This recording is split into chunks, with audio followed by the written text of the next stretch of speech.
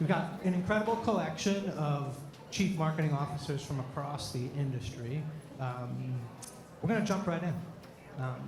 We're here in LA and at the cross-section of sports and entertainment. And there's always a lot of crossover between sports, entertainment, sports and culinary, sports and causes. How do each of you think about that intersection, that crossover, and use it as part of your brand strategy?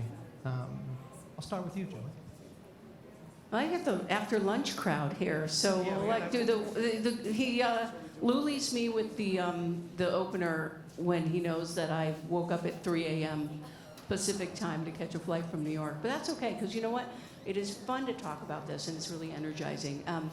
The way I think about it is, you know, like all sports, we are a form of entertainment. I spent 5 years at the NFL before working over in the women's side of sports, where I'm at the NWSL now, and I think that, you know, there's no better place like sports, and I give a lot of credit to my colleagues from the NFL, like entertainment, and you think about the days like the owning a Sunday or owning, you know, what Super Bowl brings together with music, and there's so much in culture and so much that comes to life, and we think about that a lot at the NWSL is, you know, we're changing the face of entertainment because it's not just about the game and what happens in our world, the pitch.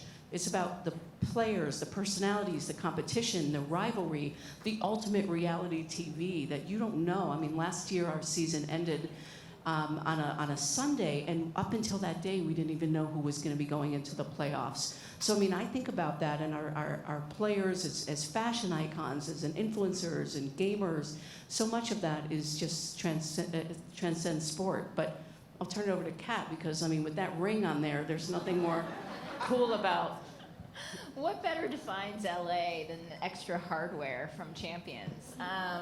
No, I mean, I absolutely think that as someone who runs a brand for a brand in LA, I mean, the mise en place that we have at our disposal in terms of being able to define new trends, to be able to think about what's happening in culture, marry that with some of the best creators and directors and producers in the world, what we're able to put together feels like magic on the other side of that.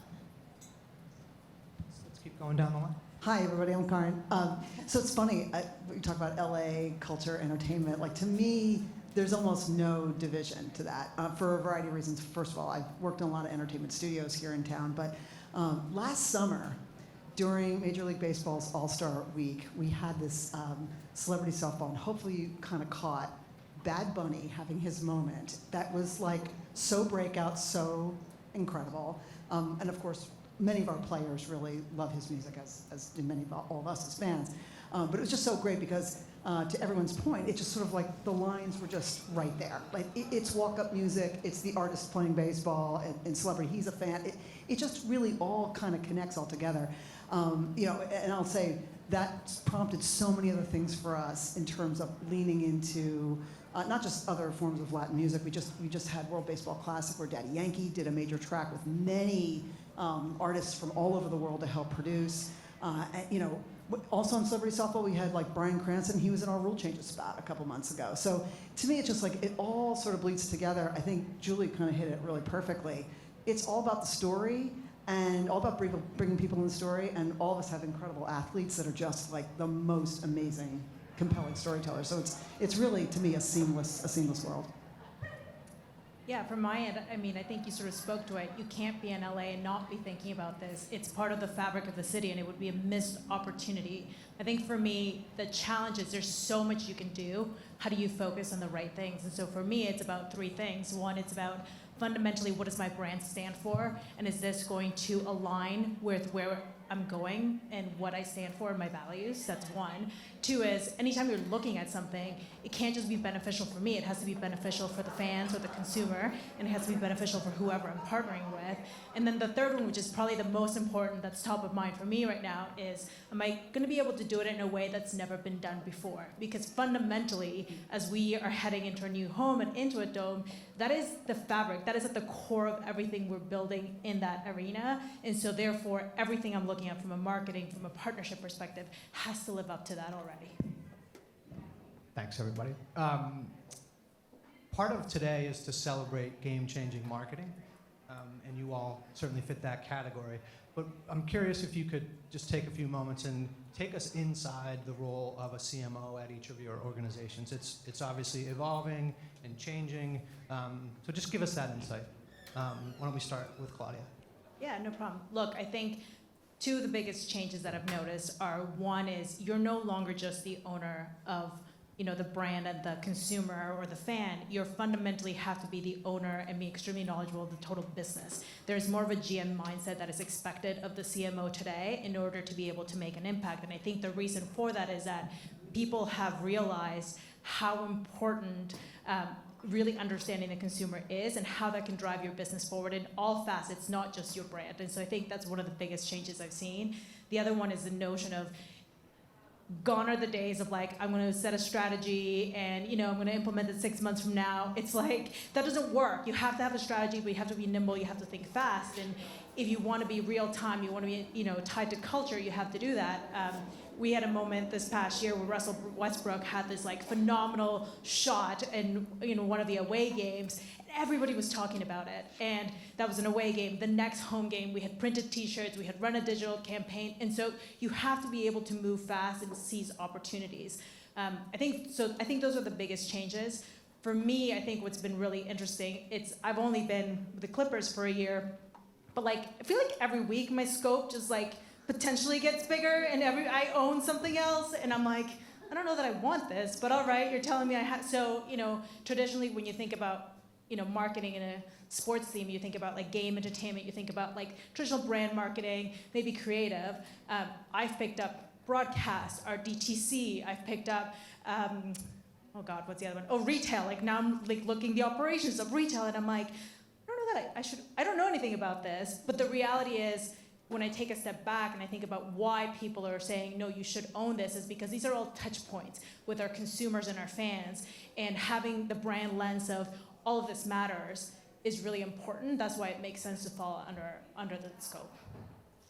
It's funny you asked the question about game-changing marketing, because literally this year we actually changed 3 rules of our game. So why not talk about that? But I will talk about how doing a set of campaigns, which we're continuing to carry on through the season. Well, first of all, hopefully you know that there is a pitch timer, which makes the game a lot faster. Like everyone's like nodding that they're loving it. When we were trying to plan our game, like, what if people don't love it? Like, so you have to be like listening for the signal and the noise. We're going to put the idea forward during spring training, and people are like, wait a second, this is awesome. No shift, more action on the field is so amazing.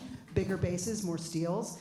So to kind of get that out there, to tell that story, literally about changes in the game, while also keeping consistent what everyone has loved about baseball, has really been like the act to sort of toggle this year. So there'll be much more coming in the season to talk that up with some new brand activity. But just to riff off what Claudia was talking about, I feel like it's really important to really localize in on what's happening with the fan, and that marketing can really play such an essential role to advocate on behalf of the fan. Like, how's this going to sound to the fan? Like, because there's lots of changes happening in any of our roles any day, but really kind of having that lens to make sure that it's really true for the fan, you can pull that through.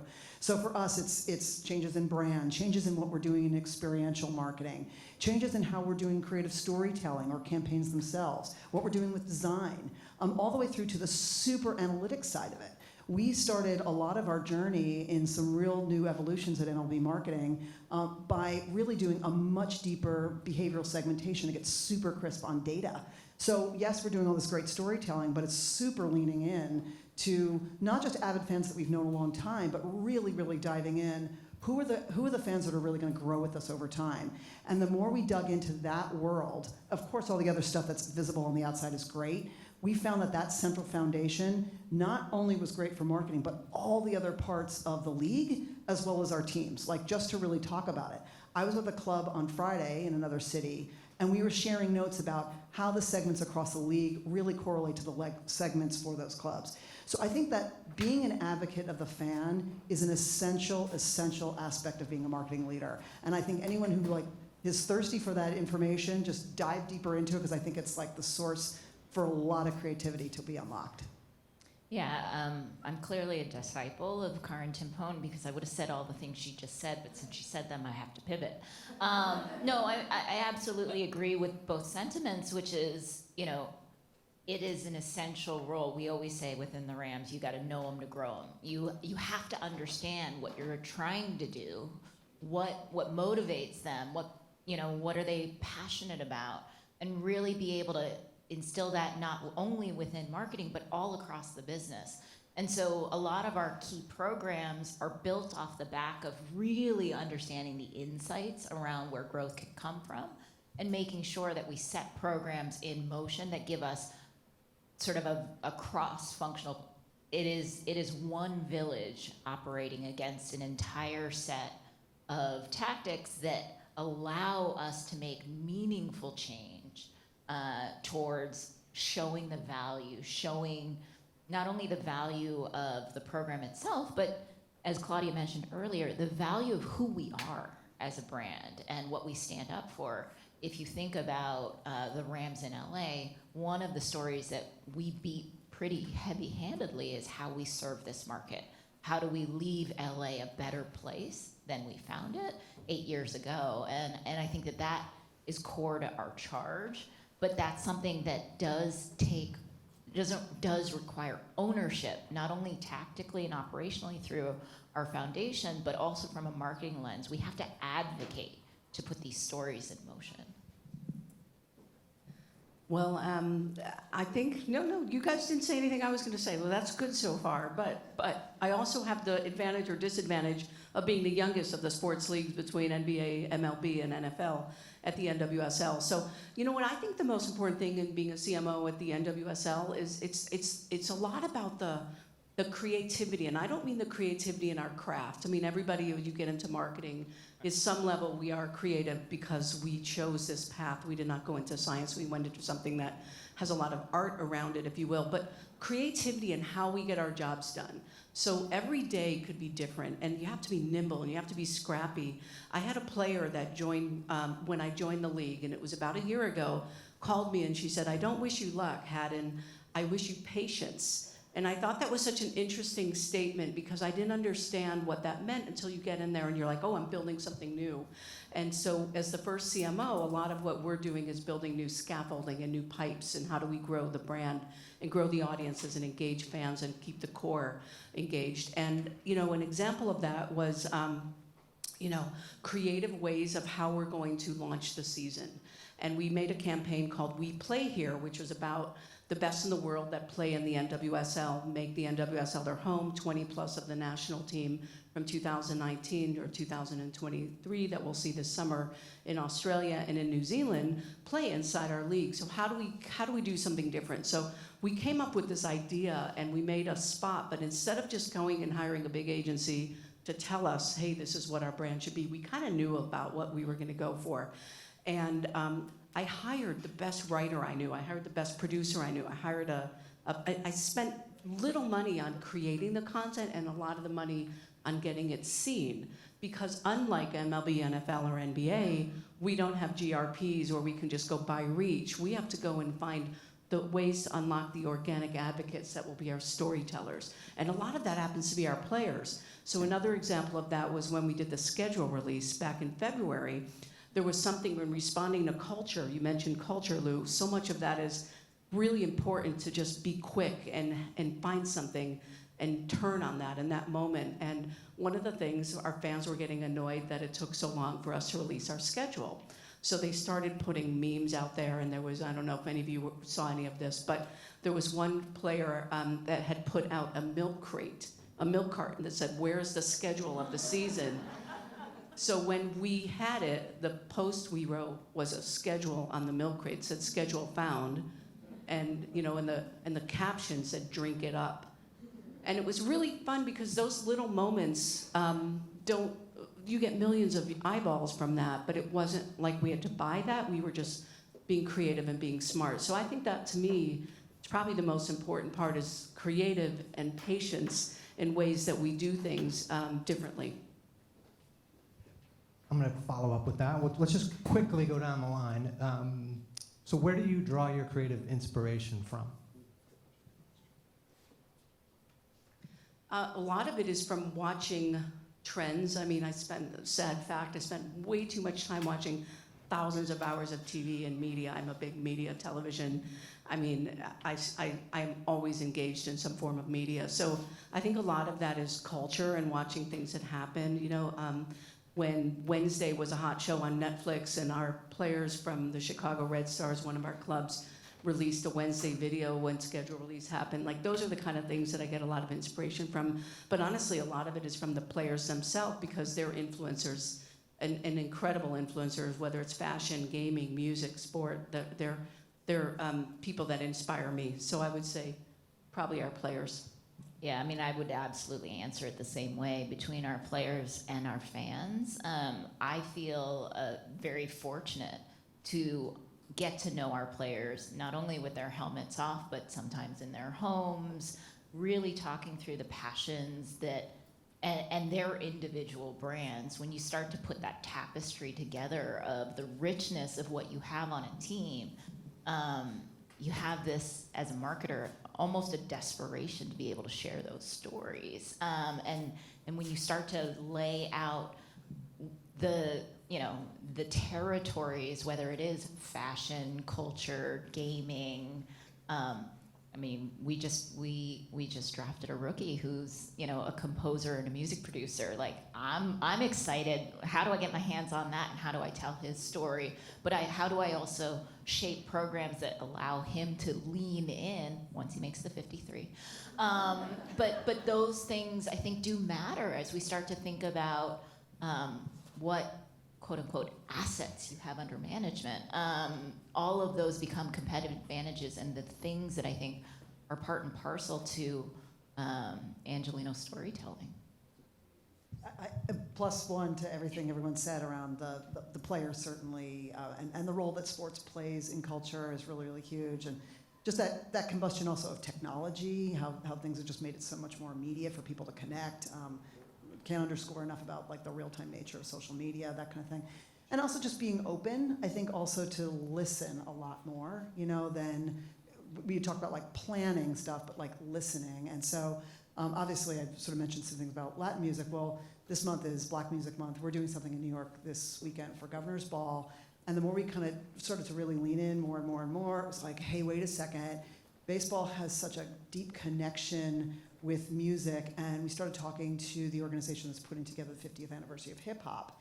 And it's like keying off of a moment in the Bronx this August, but we're like, wait, it's not just a single event, it's like a whole moment of like 50 years of such an incredible genre that's like for everybody.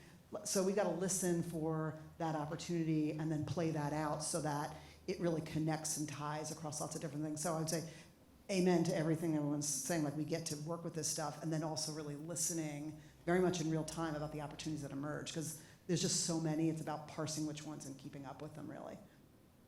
Yeah, for me, look, I think inspiration is everywhere, and I've been known to like go to a Broadway theater show, and then I come in the next day and I'm like, I want to do this, and or somebody's talking to me about the TikTok reel that they saw, and I'm like, great, let's do this. So I think fundamentally, the big difference is you just have to be open to it, and I think you have to be in an environment that fundamentally believes that that is true.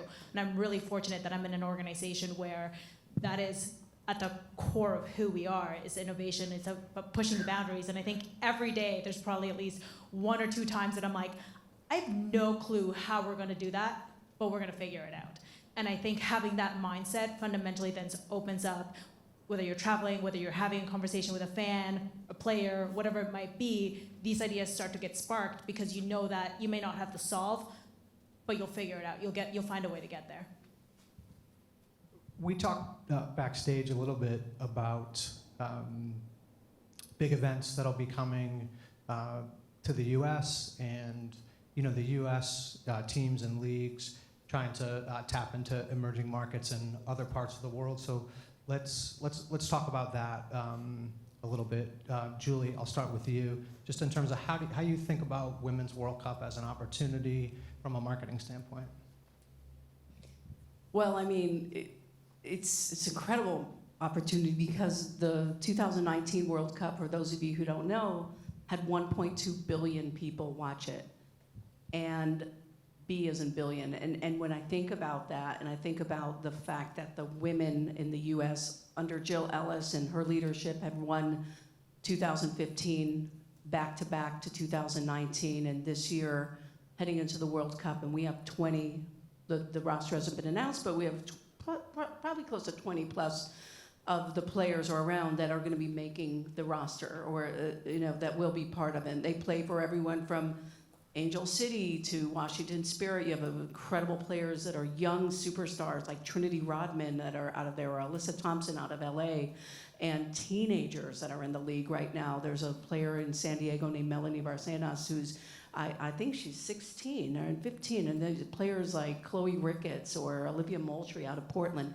So, I mean, you have these incredible young superstars, and then you have the legends that have been or will be coming back with Alex Morgan or some of the more well-known names that you've heard of like Megan Rapinoe. And so it's going to be setting us on a global stage, but it's not just the NWSL and the U.S. national team. We have players that are part of the Brazilian national team, and we have players that are Japan. There's a player on Angel City that's going to be playing for the Japan team. There's a player, many Canadians around our league. We have people, a Swedish national team. So there's probably about 10, 12 national team members, maybe even more, or countries, represented inside the NWSL. So I think about the estimates right now that Fox is thinking probably 2 billion will be the viewership, or at least what we've heard from FIFA. Globally, and so that opportunity to get people to know that you see the wake-up call of how soccer and its the growth in the global game, it's coming to the U.S. in 2026, and how we're going to make a statement to connect with that. So it's not just that, but it's also women's sports. I mean, we talked about that earlier, but the growth of women's sports, it's no longer, we are in LA right now, if anybody has a chance to watch an Angel City game, it is unadulterated fun, entertainment. It is like being at the best of the best, and you could see there's all I tease Julie Ehrman that she's the P.T. Barnum of women's soccer, because she's just raising the game and making it like it's no longer there's 4 people there and aren't we sad. It is baller entertainment, and it is so much fun, and it's just so competitive. So I mean, when you think about the women, and you think about the growth of the football, the game of football, the other kind of football, football with a U, when you think about that, and you think about soccer and the World Cup coming in 26, I just think it's a moment to we're gonna have a movement this summer that will continue to raise the game and for women around the world, and that they can play in this league. Kat, how about Other you football. in terms of exporting your brand to other markets? I mean, I think it's an amazing opportunity, and the NFL has certainly taken, as it does with all things around fandom and monetization, and taking the bull by the horns. And so we will continue to expand our footprint, as will the other 31 clubs. And so as we forecast out where we see the most opportunity, we've extended into our home marketing rights across Mexico, Australia, New Zealand, and China, and that gives us even that much more reach. Everyone okay? That much more reach to tell our story to global audiences, and continue the quest to make this a global brand and not just a brand that exists here in LA. So we hosted the World Baseball Classic in Miami. So good. It was, I hope everyone saw this Trout Ohtani moment. It was just bananas. It was such great storytelling. But there's a story behind I just think this is one of the most charming stories. It's about building international fan base. Ohtani is just an incredible athlete. A lot more building of his social footprint, whatever. But there was some backstory about the Czech Republic team, and our marketing group just put together a little bit of backstory about the Czech Republic team. And by the way, while they're not playing baseball, they are kind of teachers and builders. I mean, they're just an incredible story. Ohtani was caught wearing one of his Czech Republic hats backwards, and the hat sold out, of course, but everyone really wanted to hear about the Czech Republic story, and it really just was so heartwarming, so charming to just hear this thing happen, and then of course the actual gameplay was just phenomenal. So there are these moments like that are every so few years. In addition, though, we are bringing back an international play plan that is really at an incredible level. We played in Mexico just last month. We're playing London Series, Cubs versus Cardinals in June in London. We have many other markets being planned, and I think that what's really, and just there's many more things in the work. What's so amazing is to see, obviously there are people who travel to those games, but to actually see the fans in those markets really unlock, and having conversations with, you know, media there who are talking about how the story can be relevant in their culture, in their market, is really inspiring. I mean, so inspiring, because it's obviously a lens we all need to have, which is very much more inclusive lens of like, how does the story of the sport play out here in your market? I'll just say, like, when I'm heading out around the world doing these things, looking for ways that we can kind of connect so that it really has a global sort of impact, but a very personal and deep relevance to that local market, and we're definitely building a schedule that's really all about that. Look, anytime that there's a big event in your market, it's a huge opportunity to take advantage of it. But the reality is the world that we live in today, you don't have to wait for those opportunities. You have to think about your brand globally, day in and day out. And there's lots of ways that every marketer today does it, right? Whether it's through a sports partnership, whether it's through your social and digital channels, or having a specific channel to a specific market. For us, you know, one of the big things that we did was launching our streaming service. And one of the big things that we did was not only add a Korean channel, but also a Spanish channel, which was really relevant sort of for the market that we're in here. But it also allowed us, through our partnership with the NBA, to make those channels available worldwide, and we were able to learn a ton about our international fan base. And you'd be surprised, like South Korea and Spain, like the number of people that were watching our games. You would have never known that if we hadn't launched this product and then gotten the data to really understand. You have much broader reach than you are today. So I think that's really important for you to know, is like, yes, there are gonna be big moments, you should capitalize on them and do a lot of things, but the world we live in today, you have an opportunity to build globally, and you should be thinking global day in, day out. For us, what I'm most excited about is what we're gonna be doing at Intuit Dome, because how we're leveraging technology, how we're leveraging understanding the fan, it is fundamentally going to transform the live game experience. And our objective is to make it an arena that, whether you're a fan, you should be, but whether you're a fan or not, anybody that's in LA, anybody that comes here should be like, I cannot not go, because it will be a missed experience.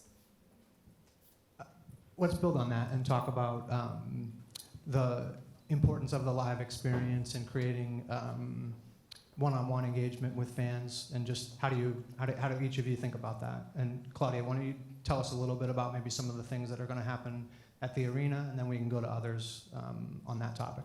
Yeah, for sure. Look, I'm really fortunate that our chairman, Steve Ballmer, has a very clear vision of what he wants with this arena, right? Fundamentally, he is putting the fan at the forefront of everything we're doing, and he's got 4 pillars that we're marching behind, right? First and foremost, he is building this arena for basketball. That has never been done. There has never been an arena anywhere in the world that has been built with a specific of like, this is about making basketball the best experience ever. And what that means is we're going to be able to create home court advantage. And that's from the design of the bowl. So the way the bowl is designed is gonna allow fans to be a little bit closer in, so there's gonna be more intimate experience.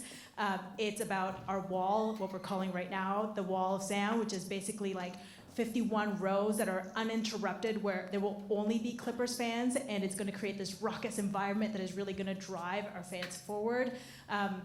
It's about, you know, the halo, which, you know, outside of football, no one really has that in an arena, but the way we're being tasked of how you're putting content up there, it's stuff that no one's ever done before. So it's really going to elevate the experience. So I think, you know, when you think about that, it's like meant for basketball, it's about creating home court advantage, and then the next thing is, he fundamentally cares about his fans so much that if you Google anything about our arena, you're probably gonna see this thing about like the number of toilets that we have in the building. And people laugh because it's hilarious, and you know, our comms people sometimes get tired of that. But the reason I think it's really important is because it's a really small thing that makes a really big difference. He knows that when you come to a venue to watch something, you're there for the experience. And the last thing you want is to be standing in line for anything, let alone the bathrooms, when that buzzer beater happens or your favorite act is singing your favorite song. And so he has put enough bathrooms in this freaking place that in the 2 minutes of a timeout, you should be able to go anywhere in this building, find a bathroom, get back to your seat, and not miss a moment of the action. And so, yes, I agree. I'll tell him you clap for him. So when you're there, his goal to us has been, it should be like you're at home. You should be able to grab a drink, get your merch, go to the bathroom, and just feel like you're at home. And so that is fundamental experience is going to be transformative in what people get. And then the last piece, and you talked a little bit about this, is it's all great, like you want to do all these things in the venue and you want to create a great experience, but you can't forget about the community that you're supporting. And so for us, it's going to be a lot around like, what do you do around the area? How do you continue to do, he does a tremendous amount of work, but how do we continue to do that? How does sustainability play into the building? And so I'm really excited because I think when fans walk in, they're going to have an experience that they've never felt anywhere else in another building.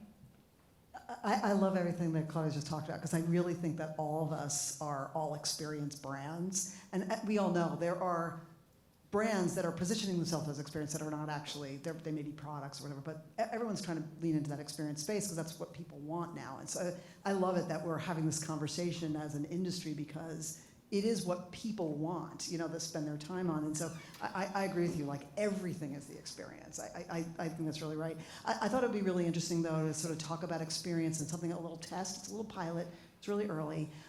Using a riff of something I did in the hospitality world, I really saw that when I was running one of the larger loyalty programs in the world, that the things that people were really leaning into the most were the experiences.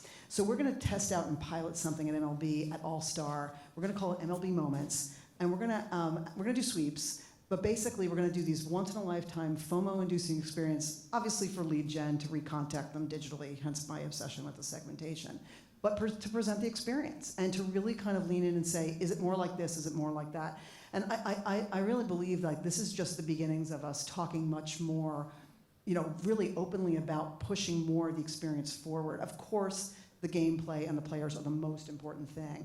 But just as what Claudia mentioned, it's really the whole thing. It's like how you feel as a fan there, how you know, what's the experience, what's the story you can tell. That's a really critical part of the marketing mix. So we're gonna be testing in on that so we can really identify what are things that not just we as a league, but actually our partners. We actually want to bring our partners in an affinity to co-create experiences. As you know, back again when I was working purely on a loyalty platform, I was just bringing together all different kinds of partners to create experiences. And I really feel like that's just like a really central idea for sports. And we're going to test that out in MLB, and we'll let you all know how it goes. And maybe you want to partner with us. I will riff off of where Karin riffed off of, which takes us to a totally new area. When we think about experiences, what I love, and this taps on what Claudia said about innovation and never done before, right? Like, the ability in a market like this to redefine the status quo time and time again, from everything from content to where we draft from, right? This year we were able to draft from the SoFi Draft Lab, which we created up in the San Gabriel Valley with our incredible partners, which gave us an opportunity not only to set the stage for this market is rich, it's different, gave them a very bougie place to draft from, which our coaches and front office